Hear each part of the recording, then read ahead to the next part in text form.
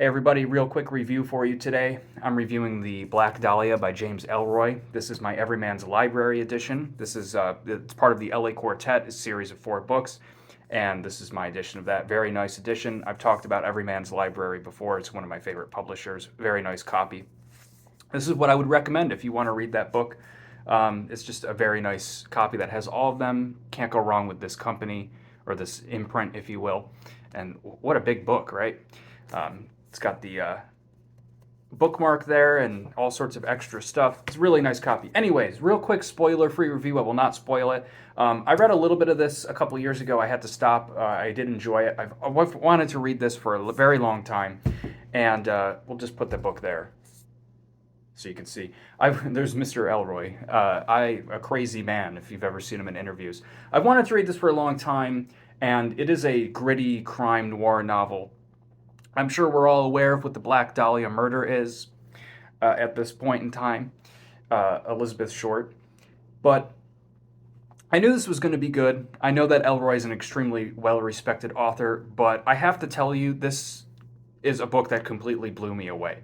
Again, I must reiterate, I really expected it to be a well-written, good book, but it just knocked my socks off. I mean, it was fantastic, and it was probably, I know there's 3 other books in here, and I know some people, I actually would say most people prefer some of the other stories in here. It was one of the best, if not the greatest detective novel I've ever read, man. It was exceptional. It's a 5-star read, without question. It was wonderful. This book deals with these 2 cops, Bucky and Lee. They're partners. They used to be boxers. They had this big boxing match together, and they ended up becoming police officers in Los Angeles in the late 1940s. And of course, the Black Dahlia murder happens. This woman who is horribly mutilated in a field. She has her body bisected. She's just mutilated. It's terrible. And the story is trying to figure out what happens.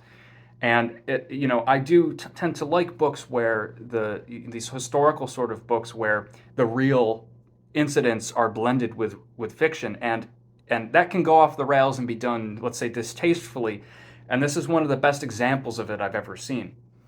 The way that real life characters are blended in with all these fictional characters and the way the story unfolds. And this is a very I wasn't expecting such a high concept kind of book. It's not necessarily a difficult read. I wouldn't say it's the easiest read in the world, but it's not like impenetrable or anything. But I was expecting more pulpy, and what Ellroy does here is he takes this sort of high concept thing and he blends it with this pulpy sort of detective noir thing that you would expect, and it's just balanced. The 2 halves of that equation are balanced perfectly. You have a deep dive into the psyche of people that are becoming obsessive and how these actions start to ruin their lives and affect them. And I don't want to say too much more because I don't want to really ruin anything, but it was super gripping, the way it was written. It was just a great detective story, a murder mystery. It's, all the noir aspects, if you are into that, are here and done beautifully, but also just really deep at times and written in a very clever way. If I could go back to just the pulpy elements in the story, it's plotted excellently. And after I read this, I thought I had to go look it up. And it does seem like Ellroy's known for plotting because it's like just written so well. He must have sat and really plotted this shit out for a very long time because it's excellent when you see like little clues and everything. In addition to that, the language is so well done. And I know Ellroy's known now more for this sort of like staccato style he writes in, it's almost like reading newspaper headlines taken out of the time period. That's not really in this one, really at all.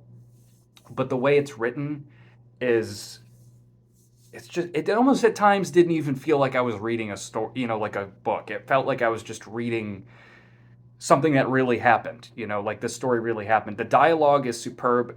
There's never an awkward moment in here. I felt that the pacing, it's a little bit slow paced. It's a 300-page novel. It's slightly slow paced, not a big deal. I don't even mind when books are slow paced necessarily, as long as they're engaging, which this certainly was. There's a lot of rough language in here. Like, this is if you know what the Black Dahlia is, then you know what you're getting yourself into. There's tons of racial epithets in here. Characters are disgusting and amoral, and it really does highlight the time period extremely well. There's a lot of historical things other than the Black Dahlia in here too that were very fascinating. The Zoot Suit riots, which the book opens with, in its prologue, and man, those were some sons of bitches back then. Really, I mean, it really puts a spotlight on that time period, and especially the LA Police Department and how things worked. And there's some just disgusting characters in here, and I like that. I mean, Ellroy just showed it all, man. Like he doesn't care. You can tell this is an author. He does not care. He's going to show you the way it was, warts and all. It's very intense.